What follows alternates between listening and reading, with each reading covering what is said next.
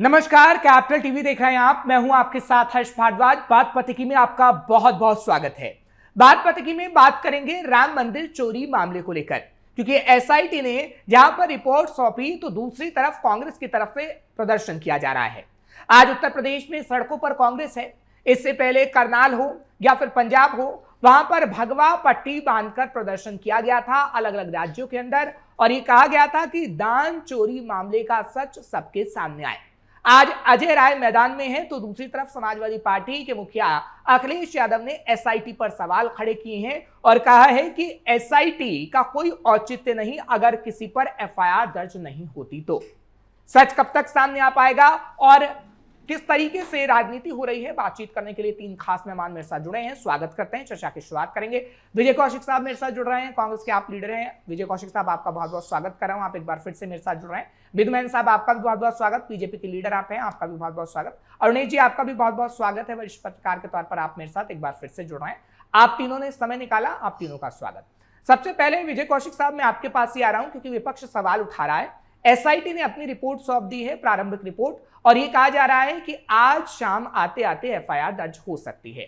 जब ये कहा जा रहा है कि एफआईआर भी दर्ज होने वाली है, साथ ही साथ प्रारंभिक रिपोर्ट भी हो गई है, योगी आदित्यनाथ ने 15 दिन का समय भी मांगा है, तो आखिर इस पर इतनी राजनीति क्यों कि आपको सिर्फ ये लग रहा है कि बीजेपी हिंदुओं के साथ धोखा कर रही है, जबकि दरगाह और मस्जिद के मामले में आप लोग आखिर चुप क्यों हैं? क्योंकि वहां पर भी गबन का मामला सामने आया, लेकिन एक चूं तक ना तो कांग्रेस की जुबान से निकला ना समाजवादी पार्टी के। विजय कौशिक साहब। हर्ष भाई, आपकी आवाज कट रही है इसलिए मैं सवाल को प्रॉपर समझ नहीं पाया, लेकिन चूंकि मुद्दा आज राम मंदिर के चंदे से जुड़े घोटाले को लेकर है, तो निश्चित तौर पर मैं आपसे कहना चाहता हूं कि भाजपा बेनकाब हो चुकी है। और न केवल चंदा चोरी का मुद्दा है, और भी इस तरह की बहुत सी खबरें आ रही हैं कि राम मंदिर के नाम पर जो चांदी की ईंटें ली गई वो भी गायब है, किसी की सोने की ईंट गायब है, किसी को उसके द्वारा दिए गए चंदे की रसीद नहीं मिली। इससे पहले भी जब से राम मंदिर आंदोलन शुरू हुआ है तब से कई सौ करोड़ रुपए शुरुआत में गायब कर देने की बात हुई थी, और उसके बाद में जो हर घर से एक ईंट और 1 रुपए वाला जो सिद्धांत अपनाया गया था उसमें भी कई सौ करोड़ रुपए के घोटाले हो चुके हैं। तो इन परिस्थितियों में सरकार की जो मंशा है धार्मिक स्थलों को पर्यटक स्थलों में तब्दील करने के पीछे, वो यही है कि हिंदुओं की श्रद्धा का फायदा उठाकर उनसे चंदा वसूली करो और उसे अपनी जेब में डाल लो। आज यही हो रहा है, क्योंकि इससे पहले भी भूमि घोटाला अयोध्या राम मंदिर की जमीन को लेकर हो चुका है कि जब अयोध्या मंदिर के विस्तार की बात थी, राम मंदिर के विस्तार की, तो पता ये लगा कि बीजेपी के लोगों ने ही सस्ते रेटों में कौड़ियों के भाव जमीनें खरीद कर बाद में उनको करोड़ों करोड़ों रुपए में मंदिर न्यास को बेच दिया। तो ये एक घोटालों की सरकार है। इनके लिए हिंदू तो सिर्फ एक कीड़ा मकोड़ा है, इस्तेमाल करने वाली चीज है, वोट बैंक के लिए इस्तेमाल करते हैं और बाद में लात मारते हैं। आज मोदी जी मुसलमानों का विश्वास जीतने की बात करते हैं, पसमानदा मुसलमानों की बात करते हैं, लेकिन हिंदू आज कितना पीड़ित है, प्रताड़ित है, उसकी कोई बात ही नहीं होती, चाहे वो महंगाई की बात है, चाहे वो बेरोजगारी की बात है। सवाल लेता हूं सर, फिर चर्चा की हम लंबी शुरुआत, अब चर्चा की शुरुआत कर चुके हैं तो लंबी बहस होगी। विधुमैन साहब, अगर मेरी आवाज आप तक पहुंच रही है, कांग्रेस और समाजवादी पार्टी लगातार अब एसआईटी पर भी सवाल उठा रही है। योगी आदित्यनाथ पर सवाल तो उठा ही रही थी, लेकिन अब यह कहा जा रहा है कि एसआईटी का कोई औचित्य नहीं अगर किसी के खिलाफ एफआईआर नहीं होती। अगर योगी आदित्यनाथ को पता है कि चोर कौन है, एसआईटी की जांच सामने आ गई है, प्रारंभिक रिपोर्ट, और अगर पता है कि दोषियों के उसमें नाम है, तो एफआईआर दर्ज क्यों नहीं की गई? विधुमैन साहब जी देखिए, जहां तक राम मंदिर में जो चोरी की घटना की बात चल रही है, इस पर एसआईटी का गठन हुआ और साथ में योगी जी ने बड़े स्पष्ट लफ्जों में कहा हुआ है कि जो भी आरोपी पाया जाएगा उसको बख्शा नहीं जाएगा, चाहे वो कोई भी हो।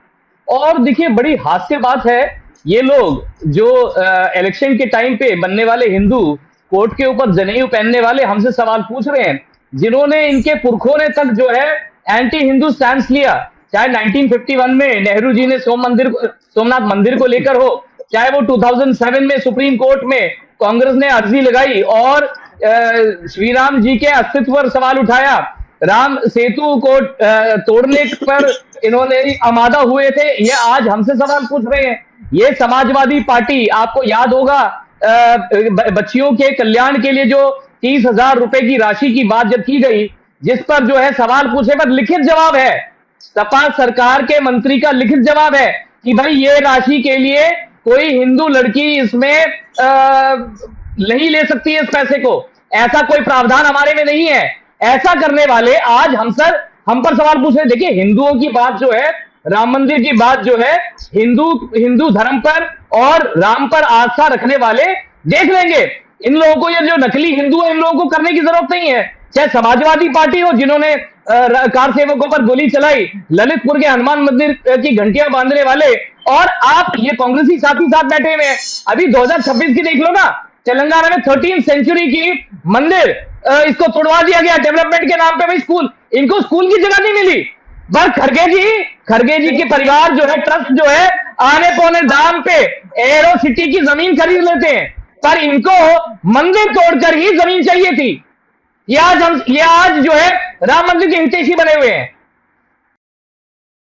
ठीक है अरनेश साहब, मैं आपके पास आ रहा हूं, क्योंकि देखिए, अगर मैं कांग्रेस की बात करूं या फिर बीजेपी की बात करूं तो आपने दोनों को सुना है, लेकिन आपको लगता है कि अब बड़ा इशू बन गया है, बड़ा मुद्दा बन गया है? क्योंकि देखिए, उत्तर प्रदेश में जैसे जैसे चुनाव नजदीक आ रहे हैं, वैसे वैसे हम देख रहे हैं कि कई बड़े मुद्दे आ रहे हैं, चाहे फिर लखनऊ अग्निकांड हो या फिर बात इस राम मंदिर चोरी मामले की करें। क्योंकि देखिए, एसआईटी का अपना अलग औचित्य है कि एसआईटी का गठन हुआ, प्रारंभिक रिपोर्ट दी गई है, अभी क्या क्या खुलासे होते हैं। लेकिन अगर राजनीति की बात करें तो ये सबसे बड़ा मुद्दा समाजवादी पार्टी और कांग्रेस को मिल गया है, और इसलिए इस पर राजनीति हो रही है ताकि वो हिंदू जो अलग अलग जाति में बटा हुआ था, योगी आदित्यनाथ ने 80-20 के फॉर्मूले का जिक्र किया, वो हिंदू जो बीजेपी को वोट करता है उसको अपने पाले में लाया जा सके। क्या यही खेल खेला जा रहा है अरनेश जी? देखिए, ऐसा है कि राजनीतिक दलों का तो काम ही है राजनीति करना। अब ये सिर्फ जुमलों में रह गया है कि हम यहाँ राष्ट्र नीति करने आए हैं, या हम राज्य नीति करने आए, या हम राम राज्य लाने आए। ये सब अब कहने की बातें हो गई, या यूं कह दे किताबों की बातें हो गई। ये सब राजनीति करने आए हैं, सब वोट बैंक की फसल काटने आए हैं, और सब ये केन प्रकारेण सत्ता तक पहुंचना चाहते हैं। बस किसी को जनता की फिक्र नहीं है, किसी को जो है असली मुद्दों को फिक्र नहीं है। चाहे वो अपने लखनऊ में ही जो आग लगी है, 15 बच्चों की जान चली गई, एसआईटी वहां भी गठित की गई है, और एसआईटी जो है राम मंदिर मामले में जो चोरी हुई है, चंदा चोरी हुई है, ये में भी गठित हुई है। वो सरकारों का काम है, वो सत्ता का काम है, वो प्रशासन का काम है जांच करना। एसआईटी ने 15 से 20 पेजों की जो रिपोर्ट सौंपी है, उस रिपोर्ट में क्या है, हमें उस पर चर्चा करना चाहिए। हमें ये देखना चाहिए कि अखिलेश यादव ने जो बयान दिया है, ठीक है, उनका काम है बयान देना, क्योंकि भाई उनको भी अगले साल चुनाव मैदान में उतरना है, और योगी जी को हटाकर खुद सत्ता में काबिज हो पाना है। तो ये सब लोग अपना अपना कर्म कर रहे हैं, करने दो। बात ये है कि असल मुद्दा क्या है? असल मुद्दा ये है कि क्या आज तक राम मंदिर प्रशासन ने, जो वहां पर कमेटी है, जो वहां पे ट्रस्ट है, उन्होंने किसी के नाम पर एफआईआर दर्ज कराई? क्या खुद अखिलेश यादव की पार्टी, अगर इतने ज्यादा वो एसआईटी पे सवाल उठा रहे हैं, तो खुद वो क्या अपनी तरफ से एसआईटी के सामने नहीं जाकर के सबूत दे सकते थे? ये आप सोशल मीडिया पे लड़ाई लड़ रहे हो, सोशल मीडिया पे बड़ी बड़ी बातें लिख रहे हो, ट्विटर पे, एक्स हैंडल पे। अरे भाई, अगर आपके पास ठोस सबूत है, आपको सरकार को घेरना है, तो आप कानूनी तरीके से घेरिए। आप एसआईटी के जो हेड है उनसे टाइम लीजिए, उनसे जाइए, और आप बड़े नेता हो, ऐसा तो है नहीं कि आपकी बात को सुनेंगे नहीं। आप वहां पे उनके सामने तर्क रखिए, तथ्य रखिए, सबूत रखिए, और एफआईआर भी दर्ज करा सकते हैं। तो मैं कहता हूं कि अगर सत्ता वाले नहीं कर रहे हैं, बीजेपी नहीं कर रही है, राम मंदिर जो ट्रस्ट बना हुआ है वो लोग एफआईआर नहीं दर्ज करा रहे हैं, तो आप करा दीजिए। कम से कम ये सोशल मीडिया से आगे बढ़कर जमीनी हकीकत पर उतर करके आप लड़ाई लड़िए। दूसरी बात, अब मैं रिपोर्ट पे आता हूँ। रिपोर्ट 15 से 20 पेज में कही गई है। अब आप उस रिपोर्ट का संज्ञान लीजिए।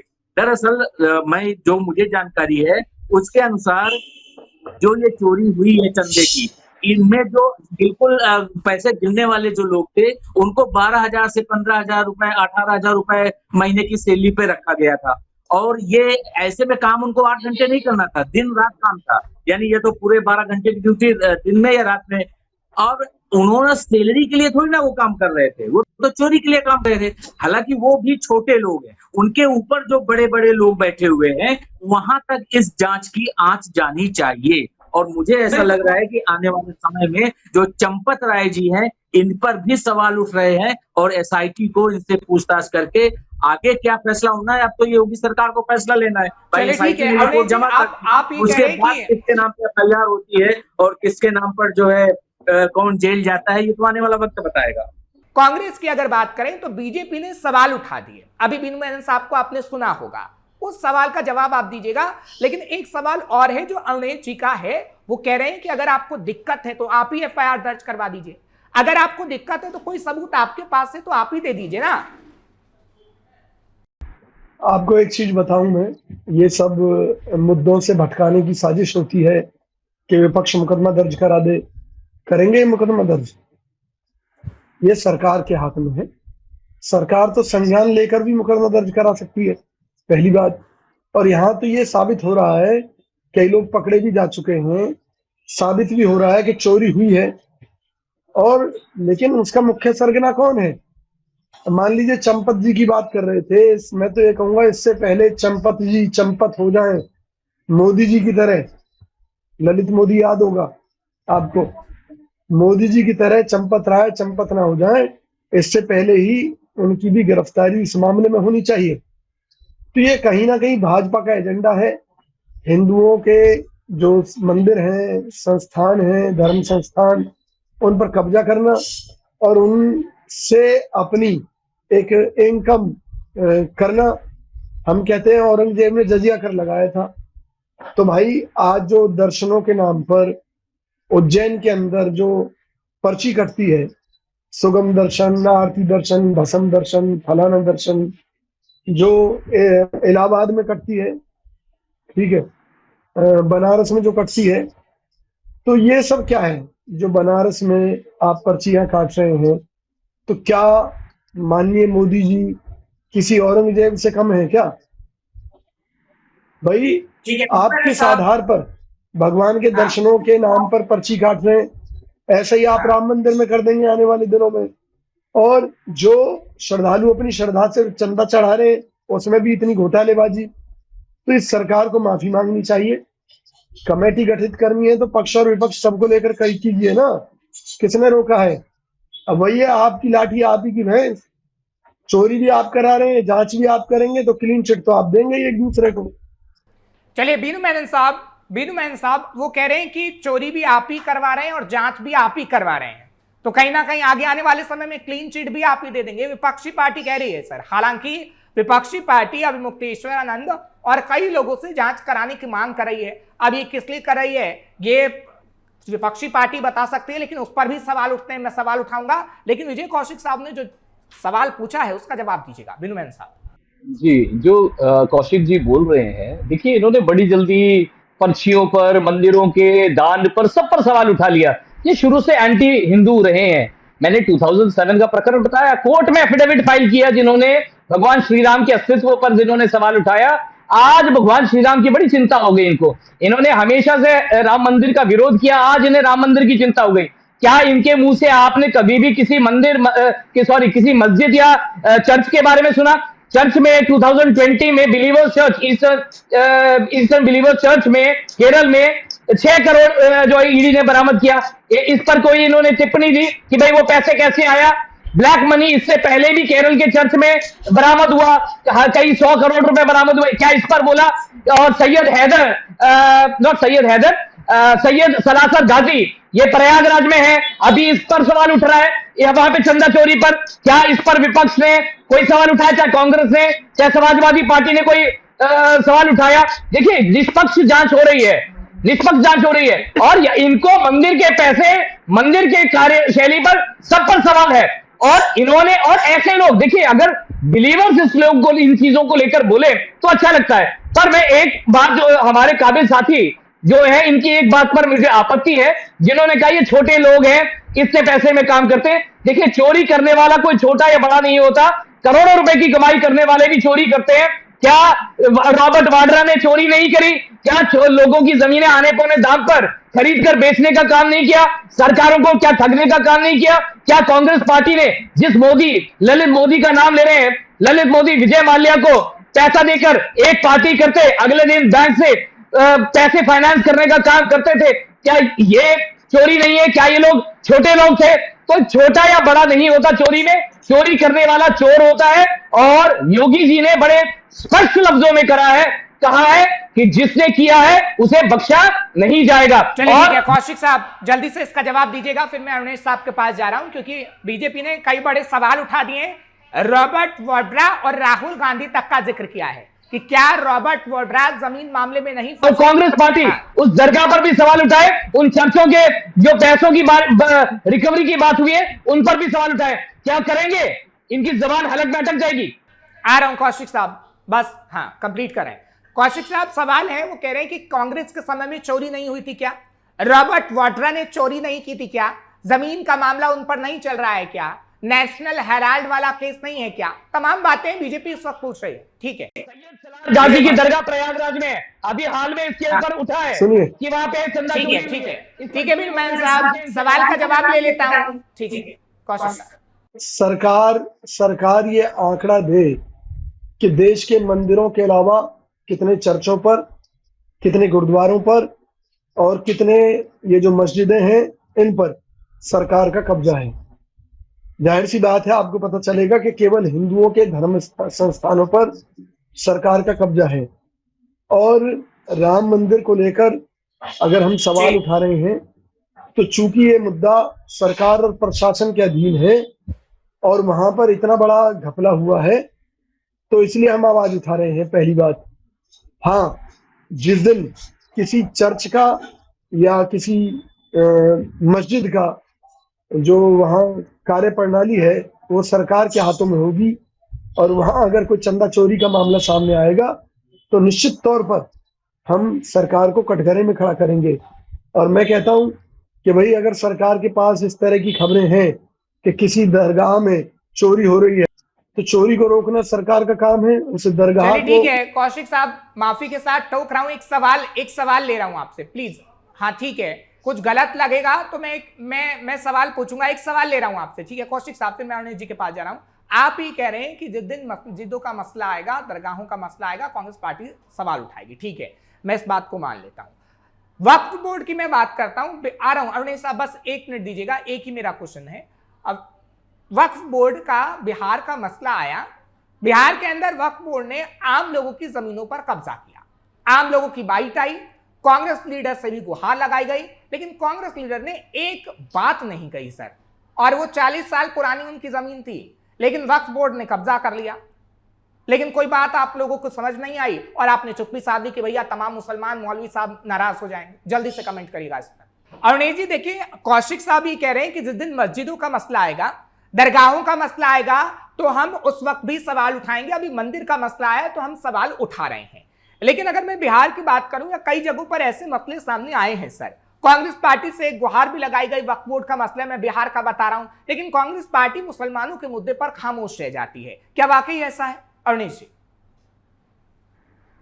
अब ये देखिए, हिंदू मुसलमान की तो मैं जानना नहीं चाहता हूँ, क्योंकि मेरा तो एक पत्रकार के तौर पर और इस देश के नागरिक के तौर पर सीधा सा ये मानना है कि सभी इस देश के नागरिक हैं और सरकारें जो चुनी जाती हैं वो सभी नागरिकों के लिए चुनी जाती हैं।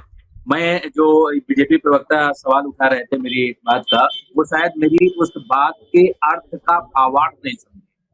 मेरा सिर्फ ये कहना था कि वो छोटे लोग जो चंदा गिनते हैं उन पर ही केवल गाज ना गिरे, क्योंकि कोई भी घटना, दुर्घटना, हादसा होता है तो छोटे, ये जो मतलब कहते हैं ना कि छोटे कर्मचारी, इसका मतलब कोई काम छोटा या बड़ा नहीं होता। इसलिए आप दो तर्कों को, तथ्यों को कुतर्कों में बदलने की चेष्टा ना करें, पहली बात।